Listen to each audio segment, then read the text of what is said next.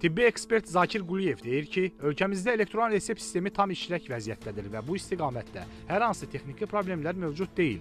Onun sözlərinə görə, həkimlərin iş yerində kompüter və mobil cihazlardan istifadə imkanı olduğu halda sistemdən istifadənin geniş yayılmaması başqa amillərlə bağlıdır. Çox təəssüflər olsun ki, birməna olaraq bu resept çox həkim tərəfindən yazılmır.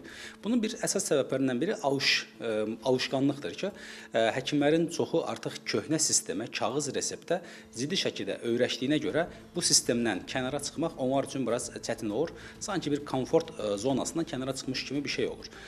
Digər tərəfdən isə bəzən də ola bilər ki, hər hansısa bir həkimin bu platformada adı yoxdur, sistemdə yoxdur. Bunun üçün mütləq şəkildə Səhiyyə Nazirliyinə uyğun bölmələrə zəng eləyib bu sistem aktivləşdirilməlidir. Və vətəndaş tərəfdən isə hər bir vətəndaşın haqqıdır.